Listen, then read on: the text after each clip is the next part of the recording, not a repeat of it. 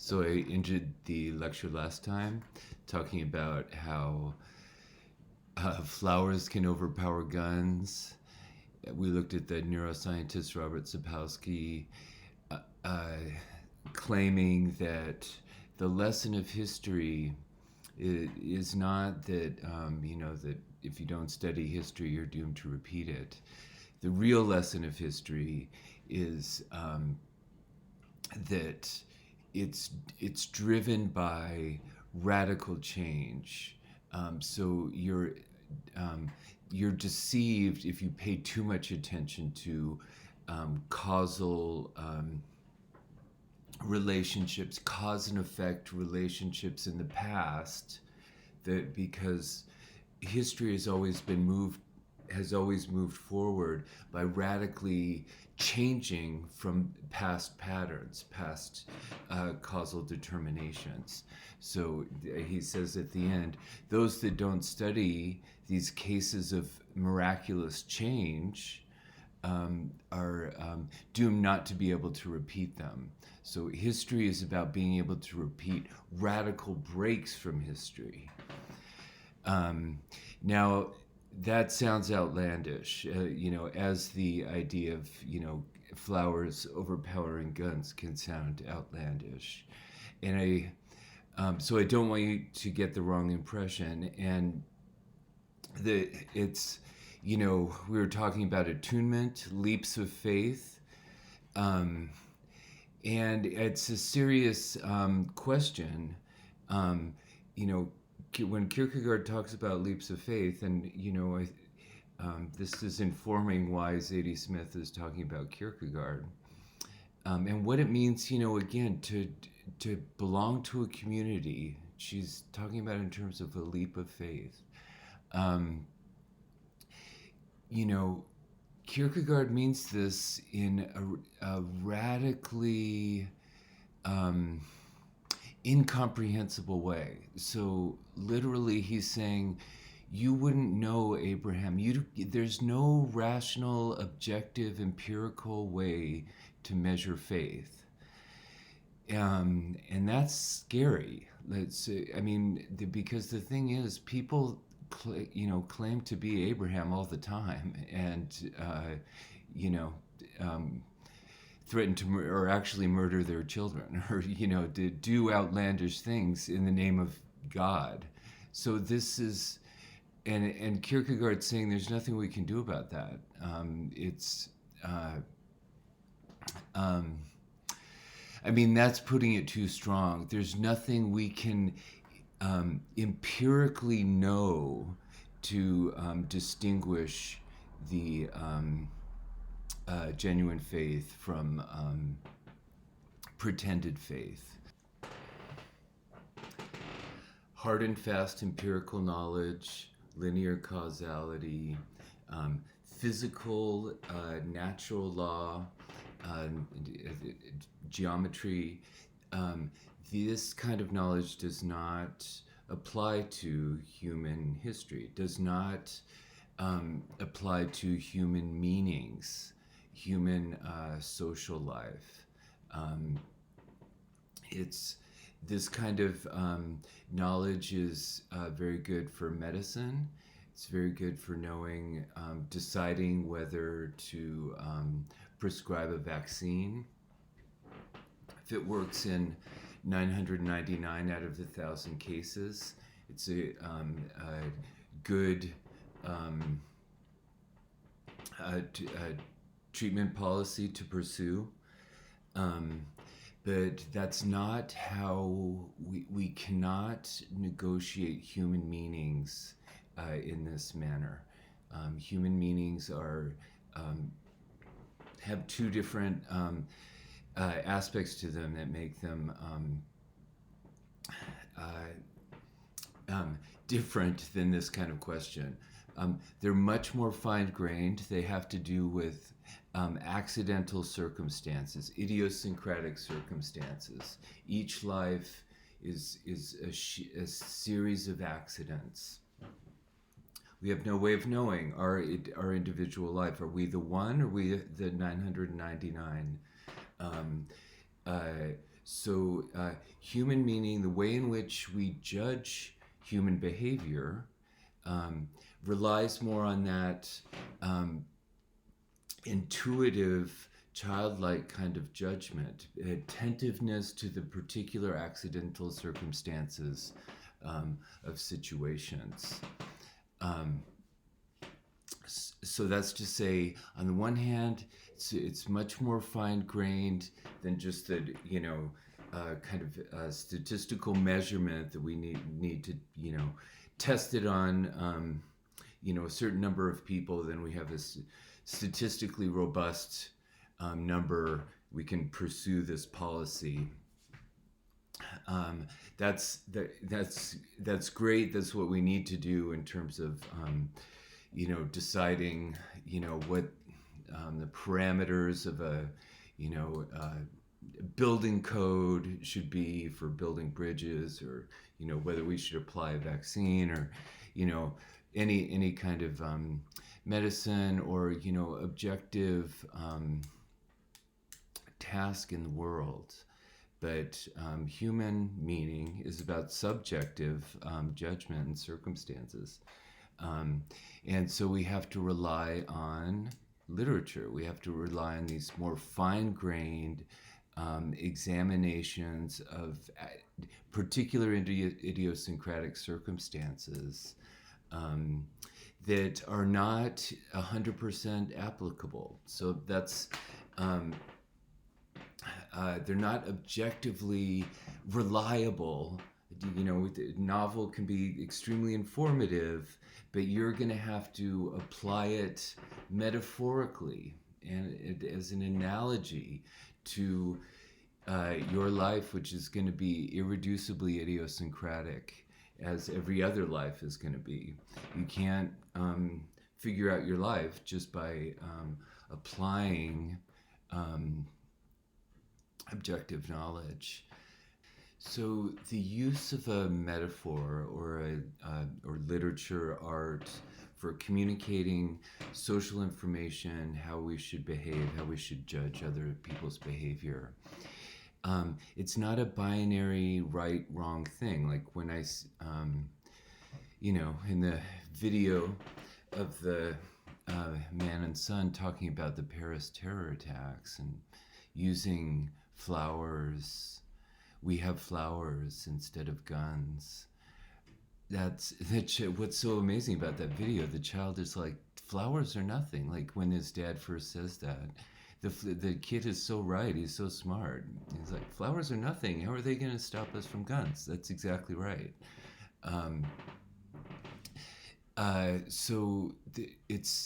It's not about that kind of, we can't have that kind of empirical certainty. So it's about the richness of the metaphor, kind of robustness, that it's been exemplified, demonstrated in humanly compelling stories that we may internalize and repeat or emulate, imitate.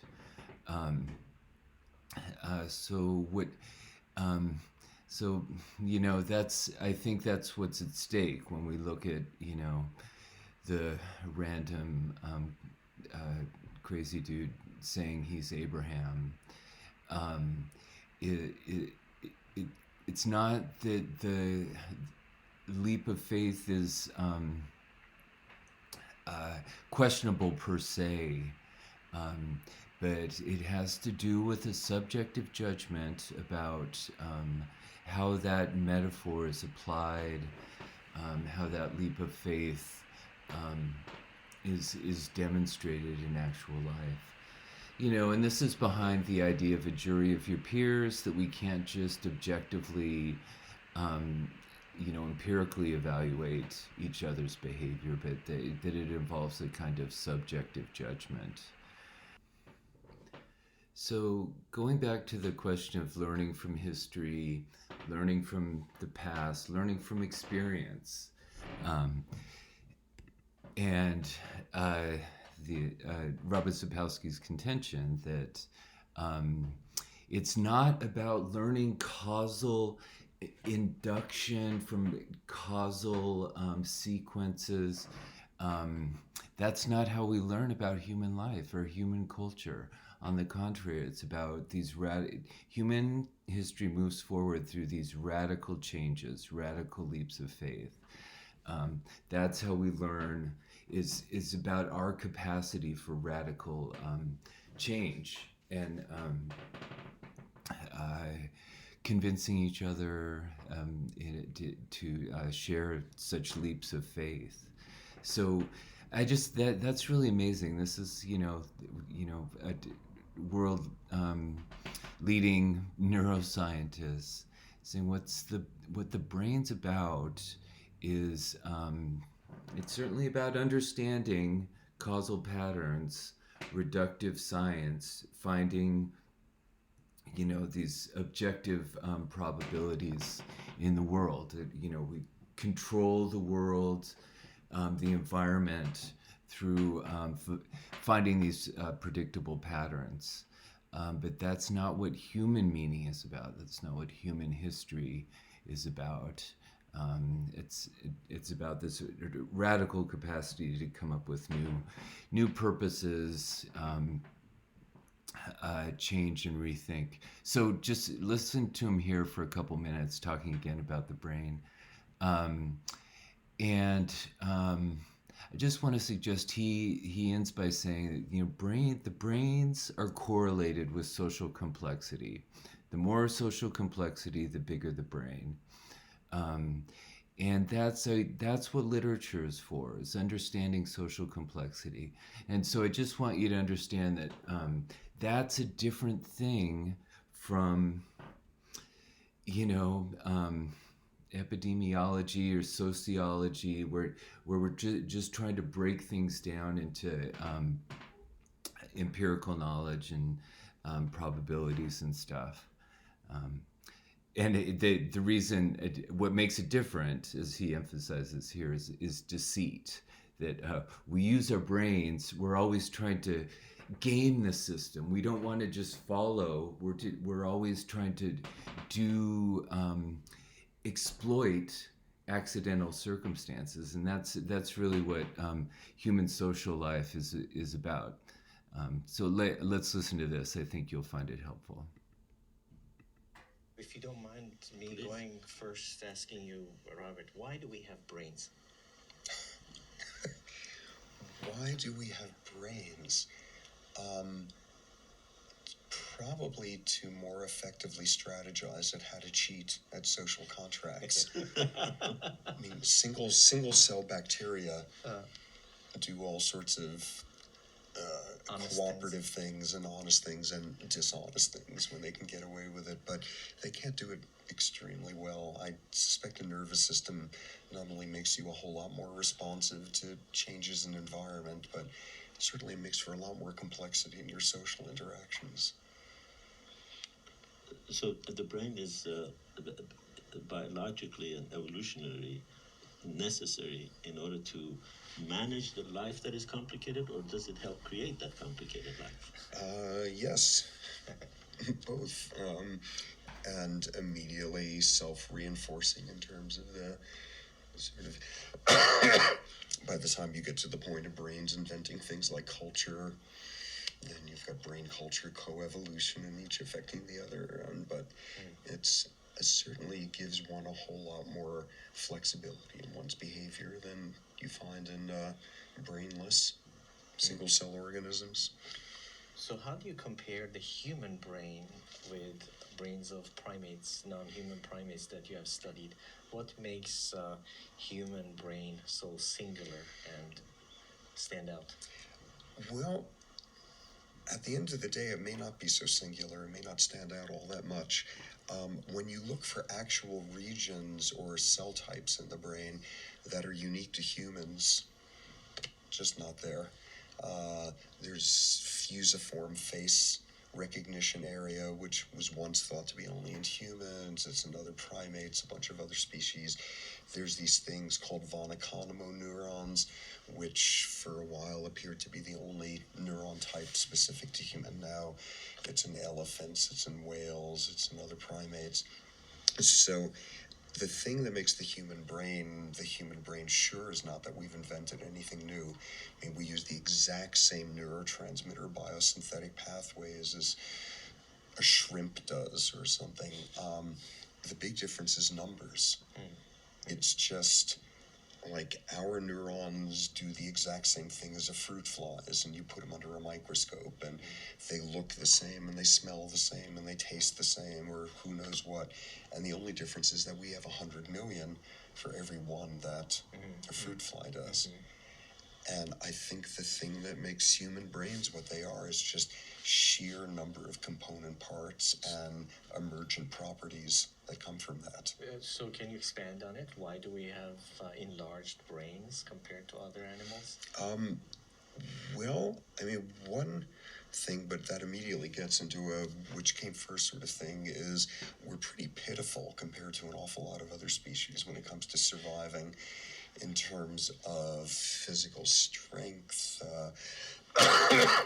things of that sort. So there was a lot of pressure on brains. But what's clear when you look across all the primate species, selection for brain expansion has not been because predators get smarter or prey get tougher to find, or it's for social complexity.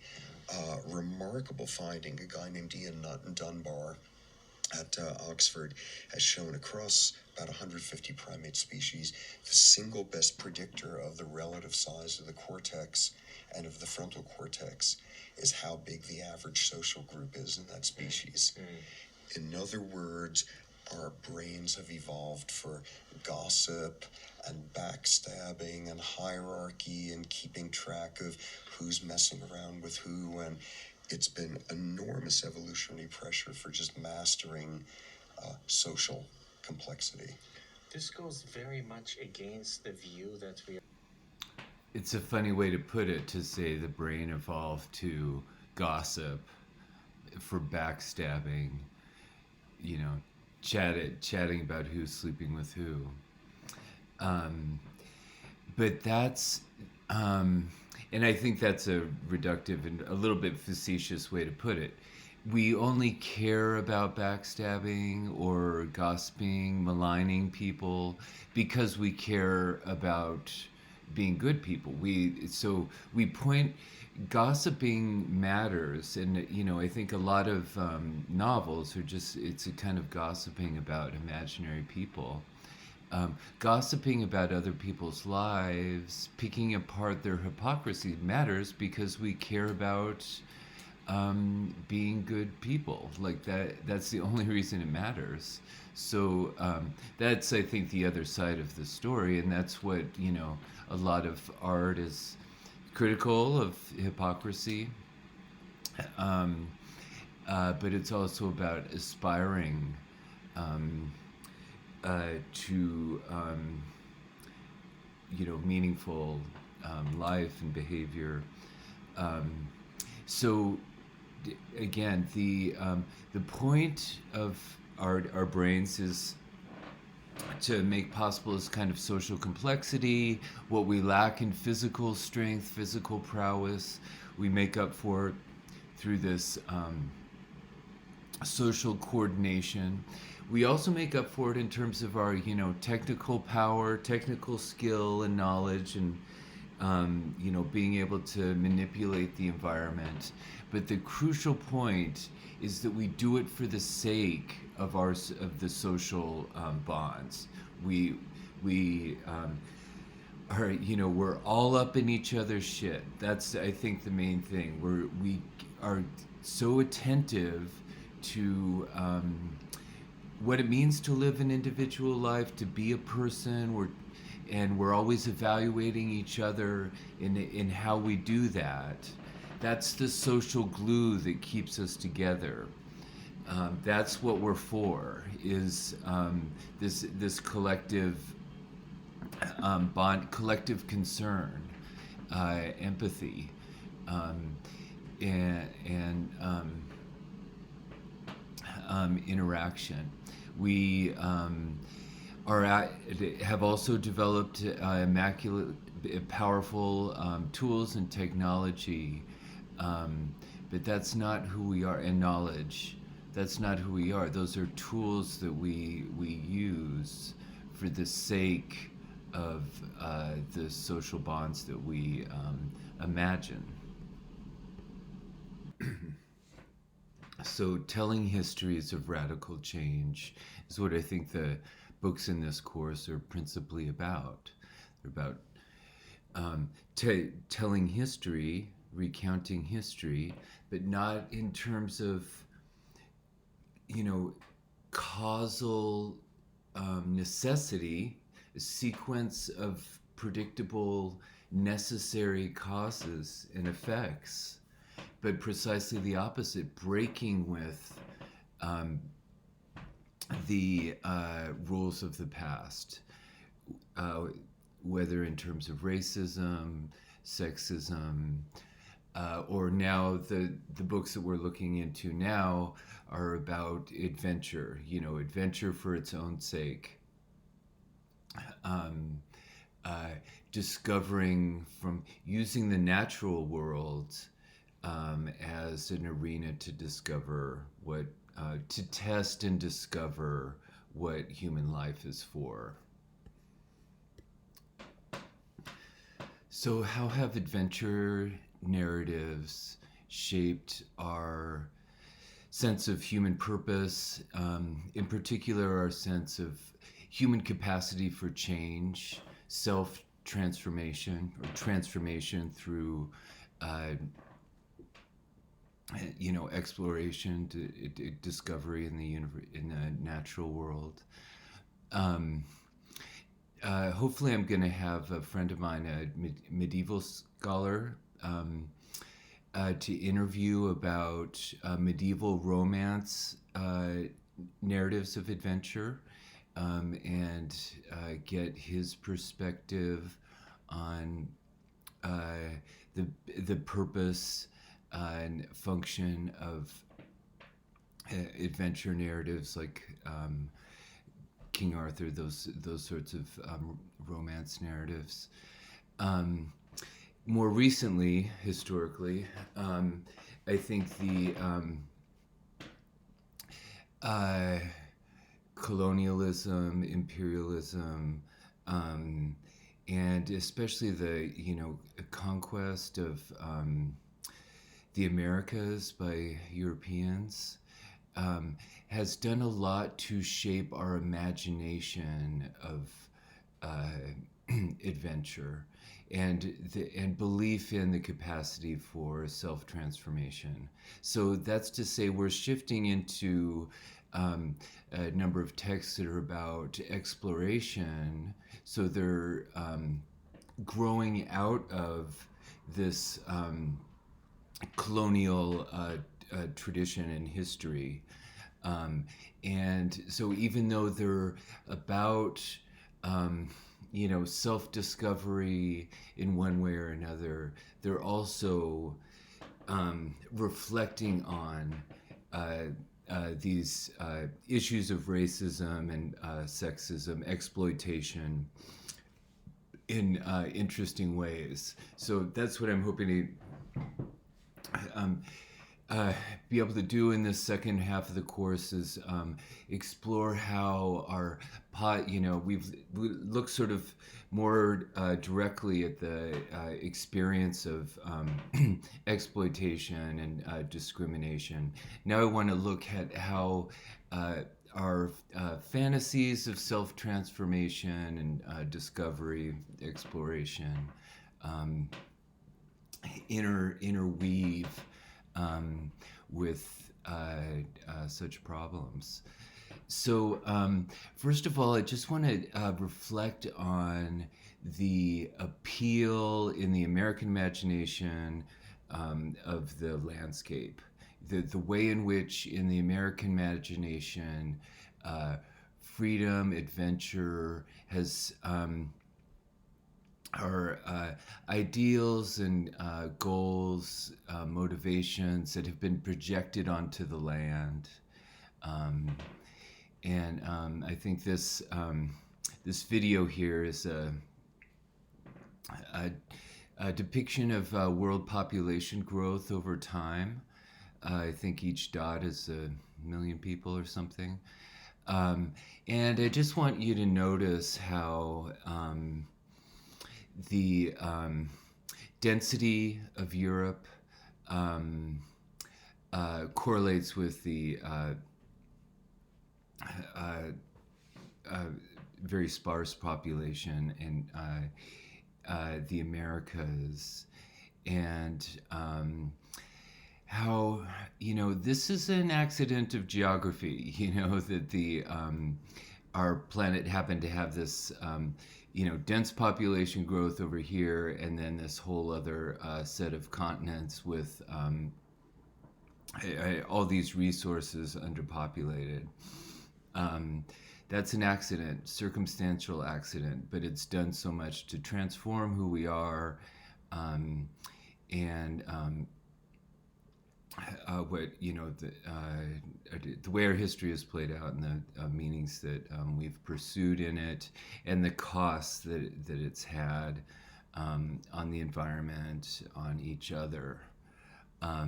So I think this is a powerful depiction of, if you think about this density in European culture, how the sort of blank canvas, supposedly blank canvas of the American landscape appealed to European dreams of self-realization, self-discovery, adventure, and so on.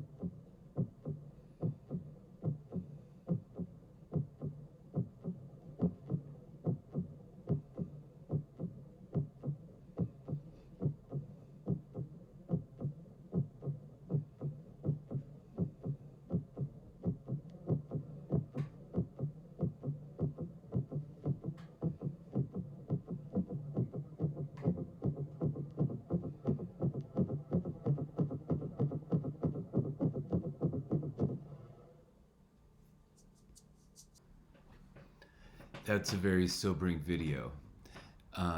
So that is a representation of empirical information, empirical data, population growth. So that is not about human meaning per se, in the way I was talking about earlier, that literature represents, and art, imaginative arts represent human meaning. But what it does represent is a crowding out of space. So that's to say that to the extent that our meanings are dependent upon space, are dependent upon consuming the landscape, owning the landscape, those meanings are not going to be sustainable.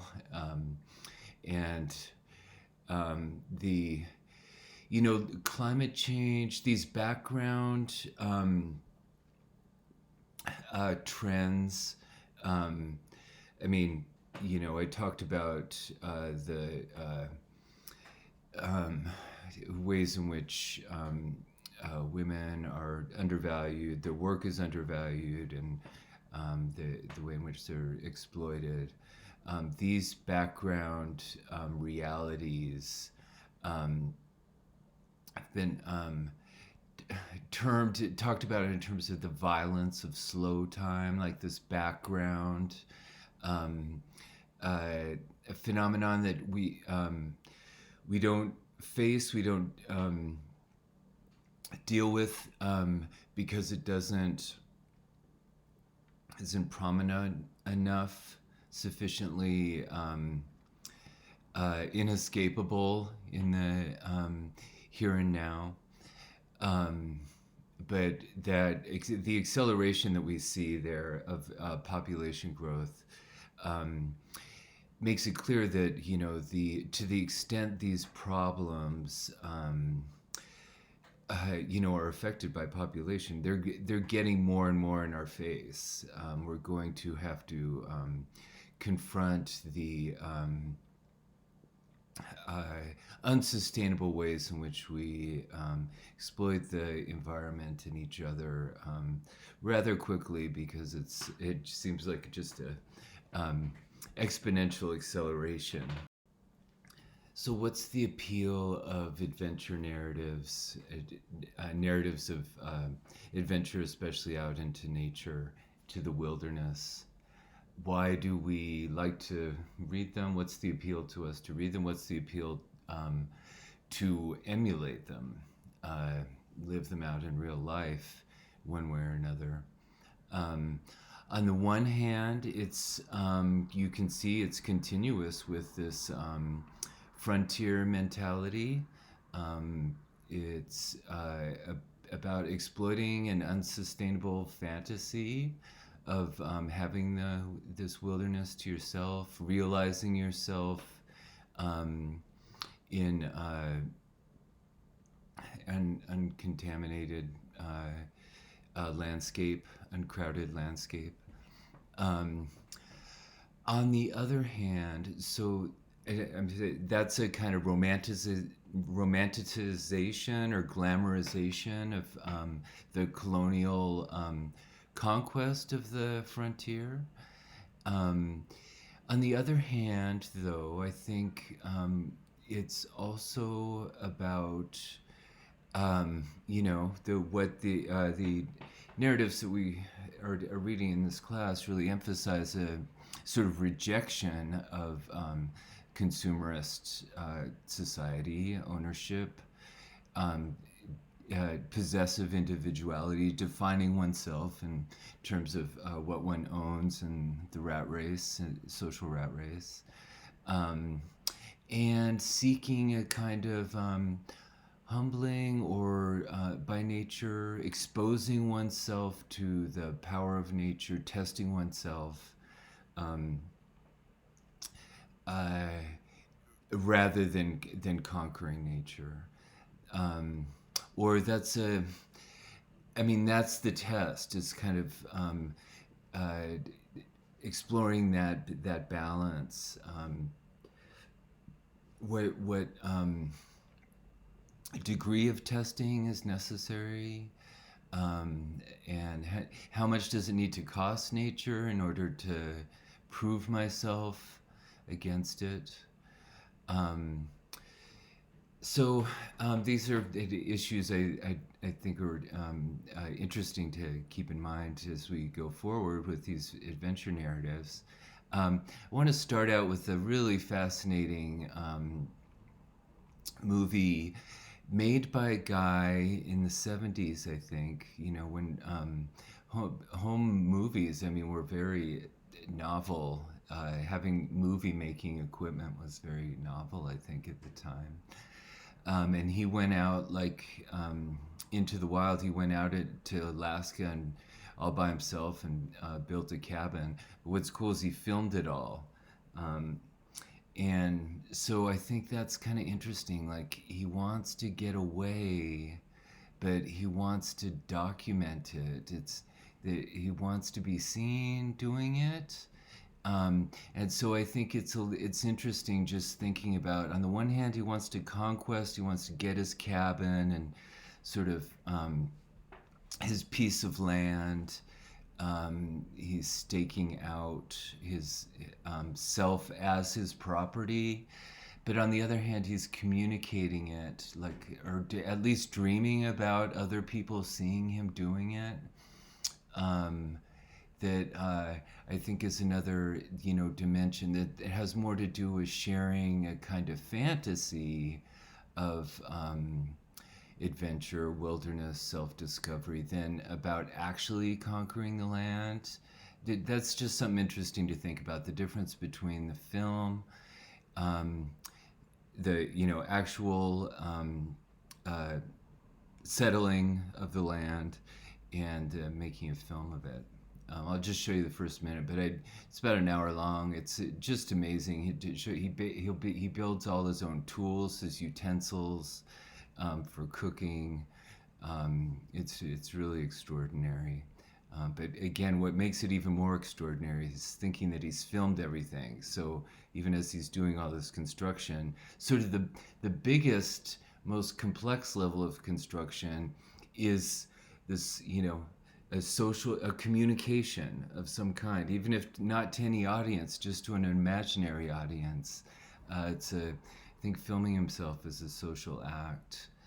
So to think of this thing on the one hand as like a, settlement, conquest, but on the other hand, an artwork, a communication, I think is an interesting aspect to all these adventure narratives that we're going to be looking at.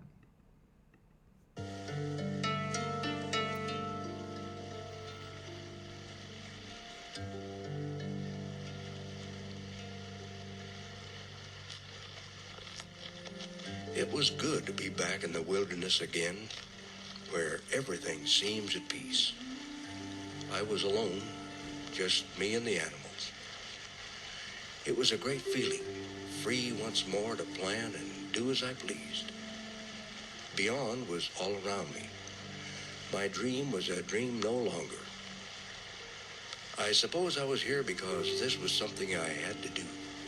Not just dream about it, but do it. I suppose, too, I was here to test myself. Not that I had never done it before, but this time it was to be a more thorough and lasting examination. What was I capable of that I didn't know yet? Could I truly enjoy my own company for an entire year? And was I equal to everything this wild land could throw at me? I had seen its moods in late spring, summer, and early fall, but what about the winter? Would I love the isolation then? With its bone-stabbing cold, its ghostly silence? At age 51, I intended to find out. Another 100 yards, and I broke out of the brush to my pile of cabin logs I had cut last July. I sat down and leaned against them, and while I chewed on a chunk of smoked salmon, my eyes wandered over the peeled logs. That had been a big job last summer. Hard work, but I enjoyed it. It was cool in the timber, and there were mornings I could see my breath. I had harvested the logs from a stand of spruce less than 300 yards from where they were now piled.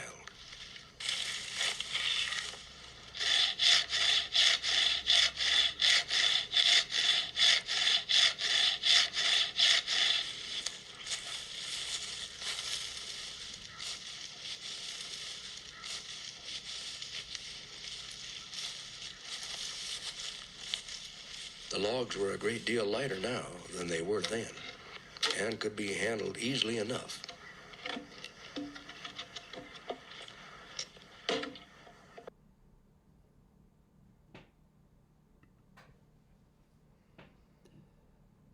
I think this distinction between possessive individuality, defining oneself in terms of what one owns, versus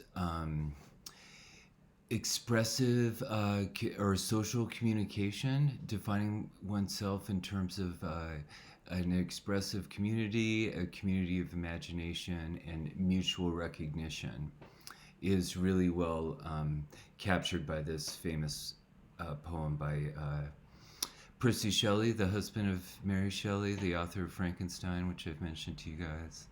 I just can't help, bringing this in because I do feel like it's so helpful. This is a poem about a traveler who returns from an antique land, having seen the ruins of a statue of a great king. On the one hand, the traveler reports the legend on at the base of the statue, claim to ownership and mastery. And on the other hand, the traveler reports the artistic insight of the sculptor, the remnants that were left in these in the fragments of the ruin of artistic insight into human passion. And this is all juxtaposed to the final image of the kind of endless frontier of the desert on the one hand, and time on the other. It's like the sands of time. Like it's ultimately about the final fate of everyone, death. But it's also about what survives and what doesn't. And so finally, it's about the transmission of a dream. That's what survives of us. Is the way we live on in each other's imaginations and desires. It's the oldest story in the world. What you can't take it with you. What we own is ownership is a kind of misplaced and misdirected desire. What we really want is mutual recognition. I can just let you listen to this reading.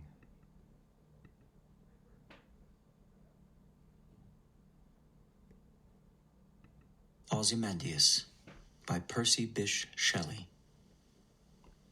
I met a traveler from an antique land who said, "Two vast and trunkless legs of stone stand in the desert. Near them on the sand, half sunk, a shattered visage lies, whose frown and wrinkled lip and sneer of cold command tell that its sculptor well those passions read which yet survive, stamped on these lifeless things, the hand that mocked them and the heart that fed. And on the pedestal these words appear: My name is Ozymandias, King of Kings. Look on my works, ye mighty, and despair. Nothing beside remains. Round the decay of that colossal wreck, boundless and bare, the lone and level sands stretch far away.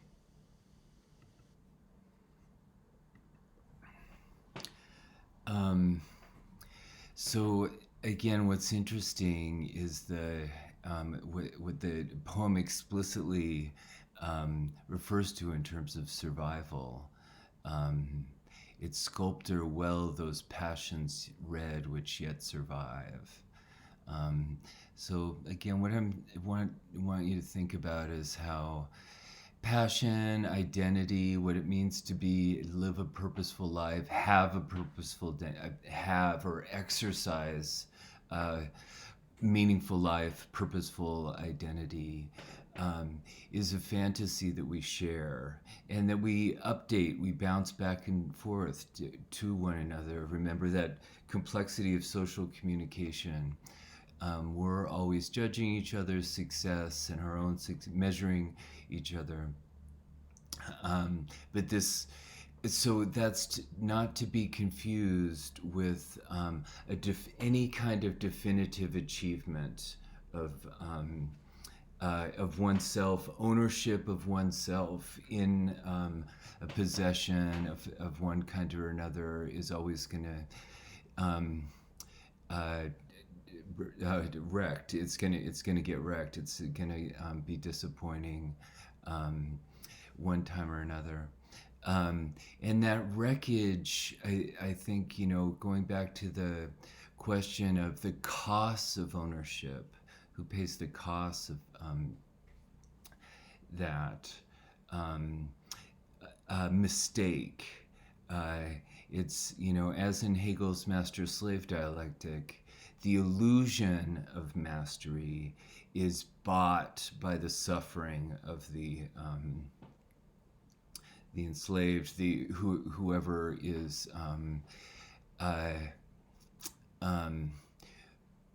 whoever's freedom is compromised in order to prop up the illusion of mastery.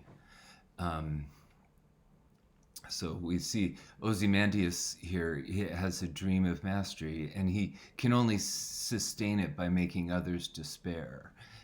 That's the only way the dream of mastery may appear real, is if we make others envy us or make others feel our power. I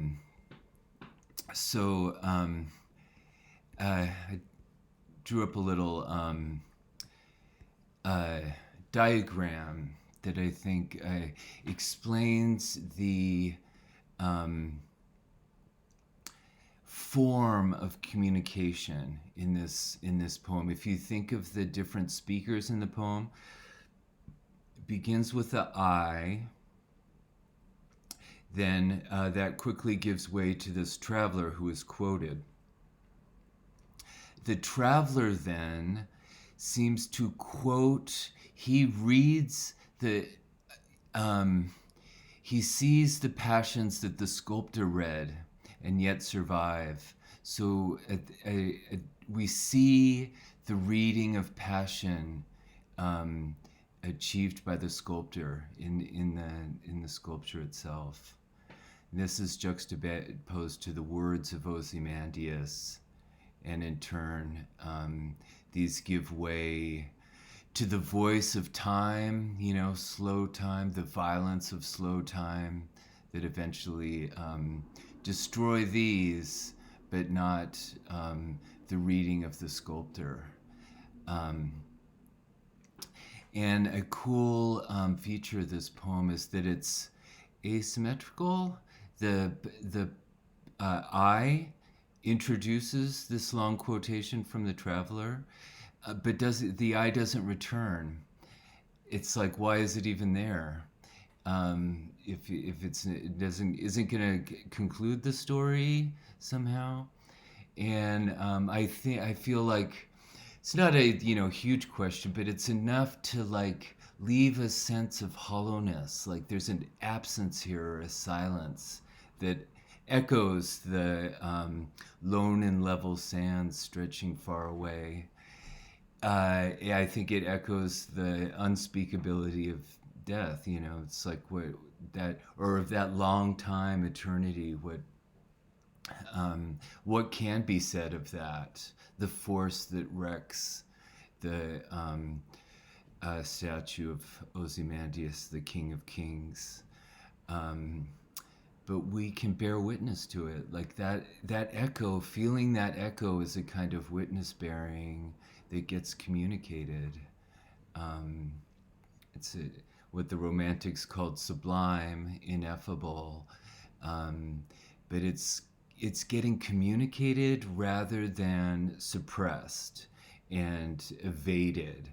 And in the manner of Ozymandias' statue, this statue claims this kind of absolute mastery and power at the cost of denying this reality of time and the earth and each other. And so what interests me here in a way, like this exchangeability of I, the writer's I, and the reader.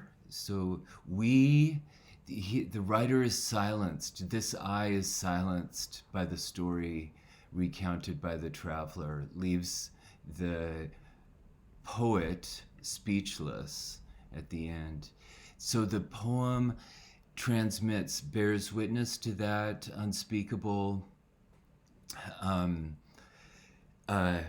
prospect of the lone and level sand stretching off into eternity. And it leaves that empty space to the reader. We're left to bear witness to it in our own way. So hence the sort of exchangeability here, I, you, writer, reader, are put in the same level position.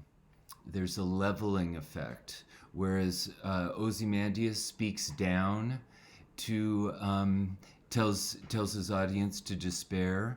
The author here puts the reader on the same level.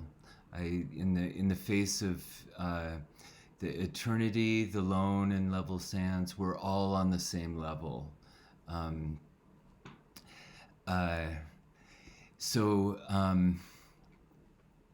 What's significant, I think, about this circular arrangement that comes back, to the exchangeability of the artist and audience, I and you, it doesn't need to exploit. It doesn't need to exploit other people. It doesn't need to exploit the earth. The way Ozymandias' story, I'm the master, and in order to prove my mastery, I have this statue, I own all this stuff, I'm making all these people despair. It's kind of a linear narrative that has a certain endpoint and it achieves a kind of conclusiveness. This is a dream that's just kept in the air by the act of transmitting it, bearing witness, communicating. Another example of the difference between identity defined by ownership and identity defined by communication or mutual social recognition.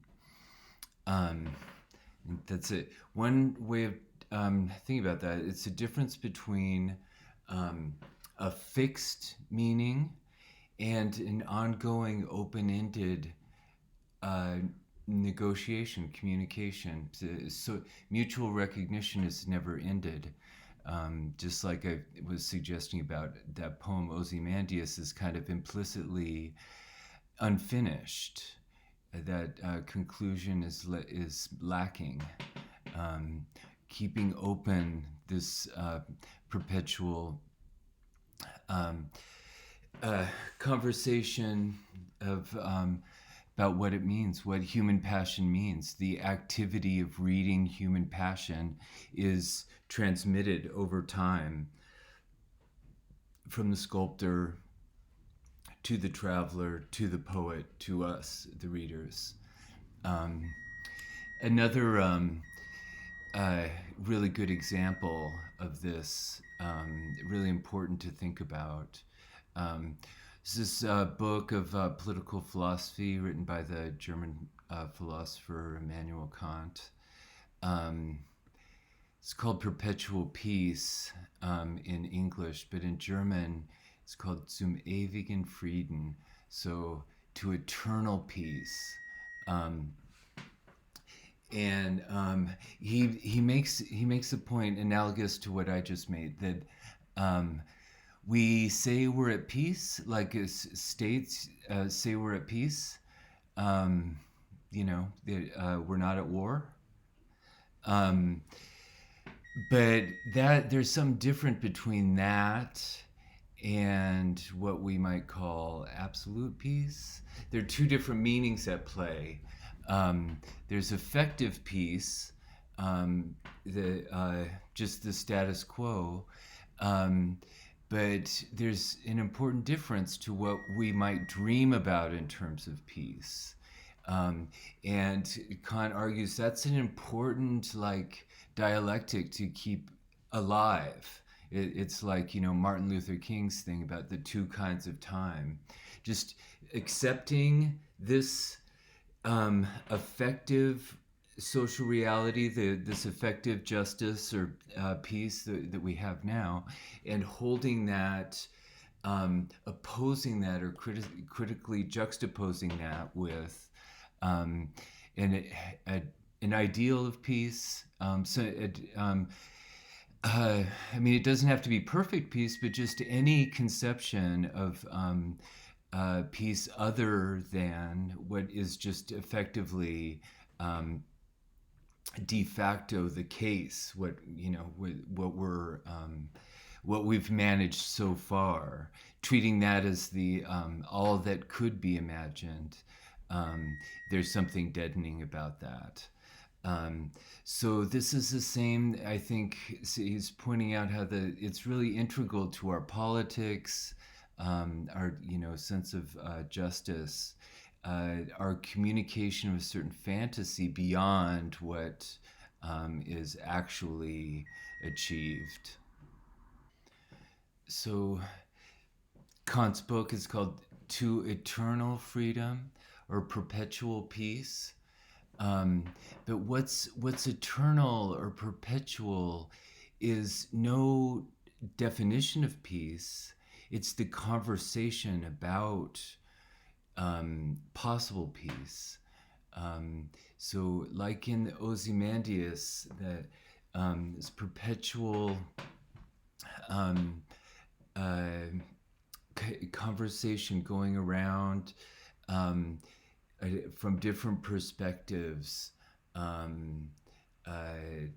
mediating what this ideal of human passion, human purposeness, reading human passion, recognizing it, communicating it in our artwork, in our works, whether creative artwork that testifies to a human passion, or the work of a politician that claims it and it claims to own it and demands recognition rather than appeals for it in a ongoing open conversation. So what that tells me, it's a way of engaging with ideals, of things that we can't know: eternity, death, and peace, absolute peace. We can communicate about them without pretending to absolute, knowledge or possession of them. And I think that's. I want you to consider that that's part of what's in play in these adventure narratives. Is a kind of play, actually, just playing, communicating, mediating these ultimate questions, rather than pretending to own them, in ways that always turn out to be violent. Ending the conversation is deadly, is violent, both in terms of the actual costs of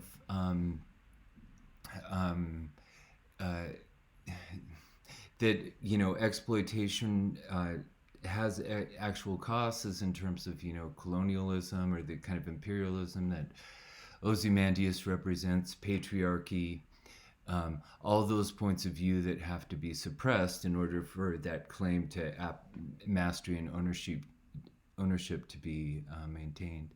And it's violent to the conversation. It ends by having a kind of dogmatic standard of mastery or personhood. It kills the creative play of conversing interactively, mutually recognition. That thing that our brains are built for is this complex social conversation about, that glues us together, where we're interacting with one another about what we're about. So I'm talking about exploitation, reductive definitions of personhood, um, and it's helpful again to think about that in terms of colonialism. So I'm going to read you a passage from the book Barbarian Days that we're going to read later, but just for right now, he's discussing the colonization of Hawaii and the the effect on the economy, on the environment, and on the culture.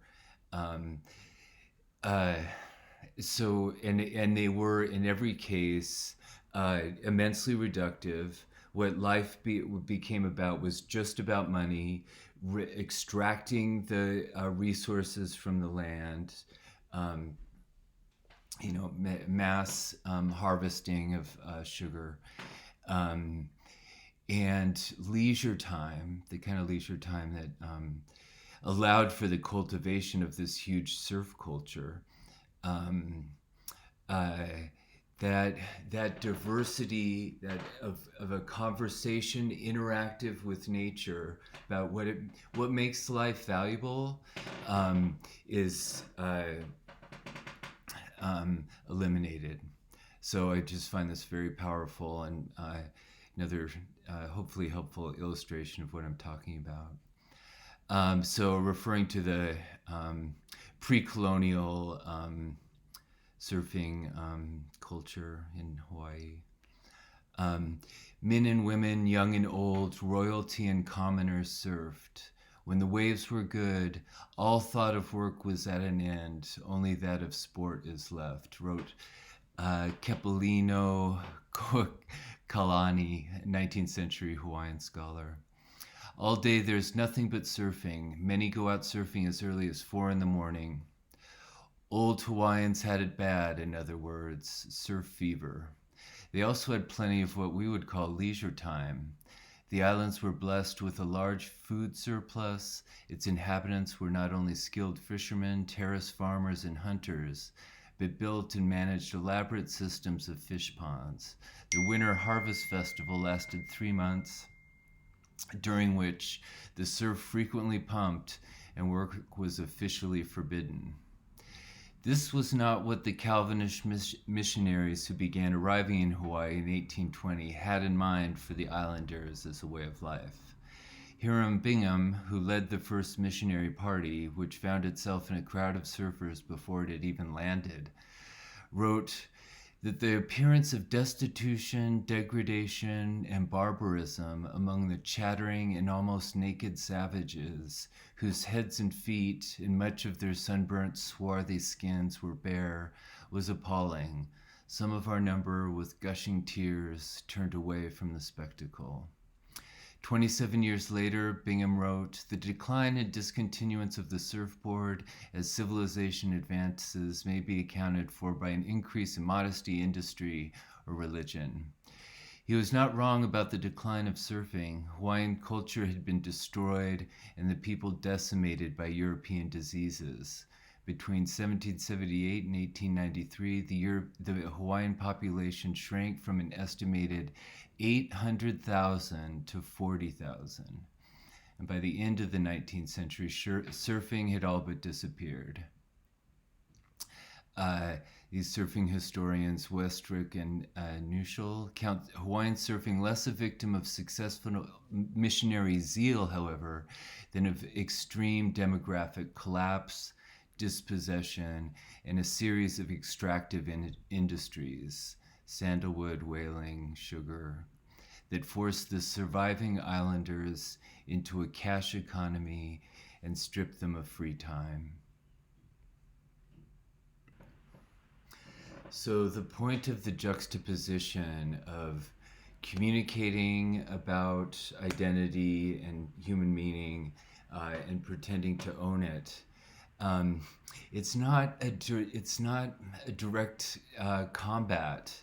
In a way, it's just communicating about it, holding it as a dream, something to play with. even in a strenuous manner of surfing, it's something that you can never hold on to. It's a dream that's perpetually being pursued. But that idea of leisure, it can't be reduced to a linear pursuit of a, like work, cash, extractive value. All pursue a kind of linear objective of value. But that's not the case. I want to suggest as a distinguishing feature of art, of the ongoing, living conversation, of the dialectic between effective, actual peace and possible peace. Is leisure. Is that it's an expression of freedom, free time, and the absence of which is deadly, not just in the all too real terms that were demonstrated by the decimation of the Hawaiian population, but it's deadly in terms of our meaning in life. Not having that conversation is what keeps us going, and also keeps society glued together in that sense of maintaining that complexity of social organization.